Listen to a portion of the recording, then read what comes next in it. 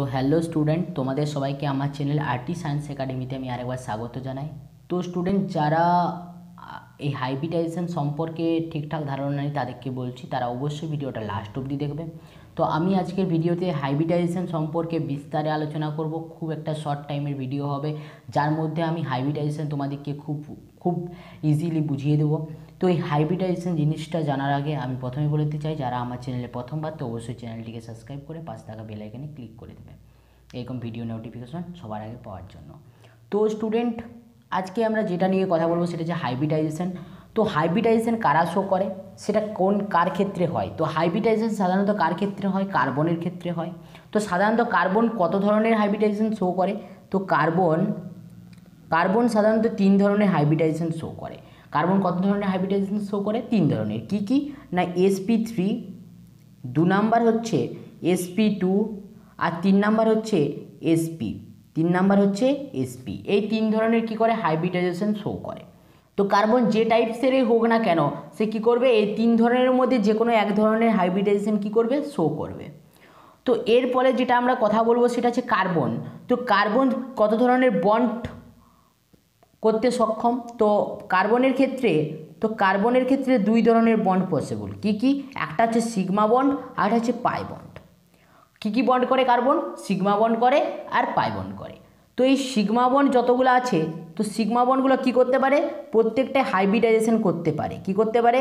Hybridization করতে সক্ষম। এর কথার অর্থ কি?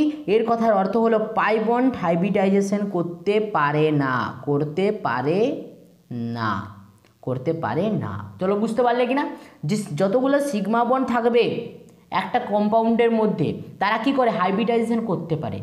তার উপর ডিপেন্ড করে আমরা কি বলবো সেই কার্বনটা কি, যে sp2 না sp3 না sp। চলো এতদূর অবধি বুঝতে পারলে সকলে খুব ইজিলি। তো এরপর আমি একটা উদাহরণ দিয়ে তোমাদেরকে বোঝানোর চেষ্টা করছি। দেখো, তো সাপোজ আমি একটা ধরো এখানে একটা মলিকুলস নিলাম, কি না CH3 আর CH3। তো এর নাম কি? এর নাম হলো ইথেন। কি নাম এর নাম? ইথেন।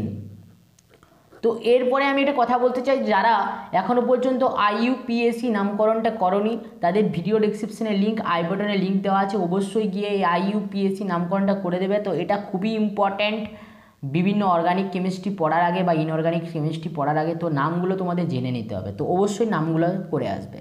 তো এরপরে দেখো, এখান থেকে যদি আমি এটাকে ভালোভাবে ভেঙে লেখার চেষ্টা করি, কিভাবে লিখতে পারবো আমি? কি সি এর একটা বন্ড, একটা বন্ড। তো আরেকটা কি হবে? এখানে একটা, তো এখানে একটা বন্ড, এখানে একটা বন্ড, এখানে একটা বন্ড। তো এই বন্ডে কি আছে? প্রত্যেকটাতে একটা করে এইচ আছে, তো এগুলা কি? সকলে সিঙ্গেল বন্ড। তো এই সিঙ্গেল বন্ডগুলোকে আমরা কি বলবো? সিগমা বন্ড বলবো। এটা একটা সিগমা বন্ড, এটা একটা সিগমা বন্ড, এটা একটা সিগমা বন্ড, এটা একটা সিগমা বন্ড, এটা একটা সিগমা বন্ড, এটা একটা সিগমা। তো প্রত্যেকটা দেখো সিগমা বন্ড। তাহলে এই প্রত্যেকটা কার্বনের কটা করে সিগমা বন্ড আছে? দেখো ভালোভাবে নোটিস করলে বুঝতে পারবে 4টা করে সিগমা বন্ড আছে। এরও 4টা। তো এরপরে আমি একটা কথা বলি, যে যদি প্রতিটি কার্বনে করে 4টা করে সিগমা বন্ড থাকে, তাহলে প্রত্যেকটা 4টার কথার অর্থ কি? 4জন হাইব্রিডাইজেশন করতে পারে। তার মানে 4টে কি আছে? হাইব্রিডাইজ অরবিটাল আছে।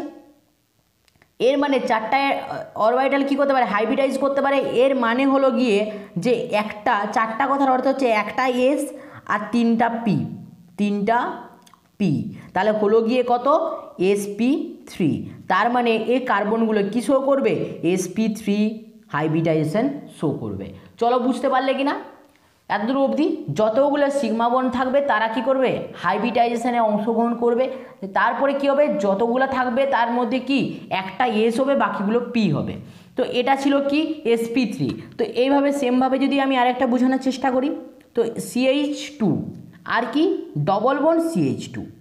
তো একে যদি আমি ভেঙে লেখার চেষ্টা করি, কি হবে? দেখো C। তাহলে C হলো একটা, এখানে ডবল বন্ড, এখানে কি C একটা। তো এই ডবল বন্ড এই কথার অর্থ কি? ডবল বন্ড কথার অর্থ হলো একটা সিগমা বন্ড আর একটা পাই বন্ড,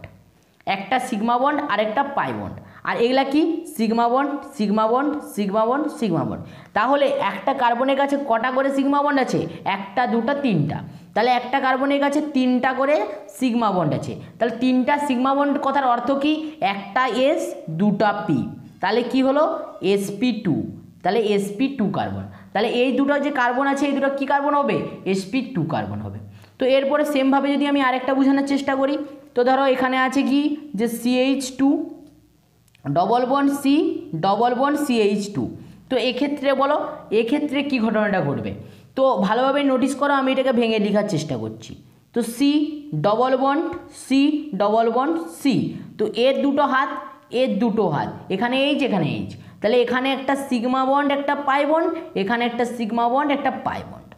তো এক্ষেত্রে দেখো কি হচ্ছে, এখানে তাহলে এটা সিগমা বন্ড এটা সিগমা বন্ড এটা সিগমা বন্ড এটা সিগমা বন্ড, তাহলে এই কার্বনের কটা সিগমা বন্ড আছে? 3টা। তাহলে এই কার্বনে যদি 3টা সিগমা বন্ড থাকে, তাহলে 3টা সিগমা বন্ড থাকলে একটা এস দুটা পি, তাহলে sp2, তাহলে এ হলো sp2। তাহলে এটারও দেখো 3টা, তার মানে এটা হলো sp2। বাট এক্ষেত্রে দেখো এক্ষেত্রে কটা আছে সিগমা বন্ড? দুটো, তাহলে দুটো থাকার অর্থ কি একটা এস একটা পি, তাহলে এটা হবে sp। বলো বুঝতে পারলে কি না? খুব ইজিলি ছিল। তো এরপরে যদি আমি আরেকটা বলার চেষ্টা করি যে HCN, তো HCN এখানে কি হবে? তো এক্ষেত্রে দেখো কি হবে, সি কি করছে, একে যদি আমি ভেঙে রেখার চেষ্টা করি কি সি এন এর সঙ্গে ট্রিপল বন্ড করে আর এইচ এর সঙ্গে সিঙ্গেল বন্ড করে। তো এর কথার অর্থ কি? এর কথার অর্থ কি দেখো ভালোভাবে বোঝার চেষ্টা করো।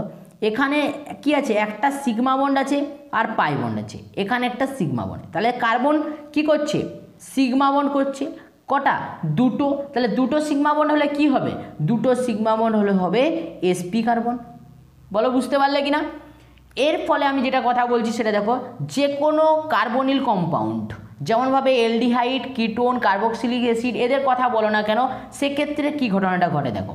তো আমি ধরো একটা সাপোজ নিলাম HCHO নিলাম, তো এক্ষেত্রে একে যদি আমি ভেঙে লেখার চেষ্টা করি কি হবে, একে যদি আমি ভেঙে লেখার তাহলে কার্বন অক্সিজেনের সঙ্গে ডবল বন্ড করলো, একটা এইচ একটা এইচ। তো এক্ষেত্রে দেখো এই কার্বনটা এখানে কটা, এখানে একটা সিগমা বন্ড একটা পাই বন্ড, একটা সিগমা বন্ড একটা সিগমা বন্ড, তাহলে এর টোটাল সিগমা বন্ডের সংখ্যা কত? 3টা। তাহলে 3টা যদি সিগমা বন্ডের সংখ্যা হয় তাহলে এই কার্বনটা কি হবে, তার মানে একটা এস আর দুটা পি, তাহলে কত হলো sp2 কার্বন। চলো বুঝতে পারলে কিনা বলো? খুব ইজিলি ছিল আজকের ভিডিওটা। বুঝতে না পারো তো অবশ্যই কমেন্টে জানাবে, যদি বুঝতে পেরে থাকো তো অবশ্যই ভিডিওটাকে লাইক করে চ্যানেলটিকে সাবস্ক্রাইব করে পাশে থাকা বেল আইকনে ক্লিক করে দেবে আরও নতুন নতুন ভিডিও আনার জন্য। তো বাই, দেখা হচ্ছে নেক্সট ভিডিওতে, আশা করি সকলে ভালো থাকবে।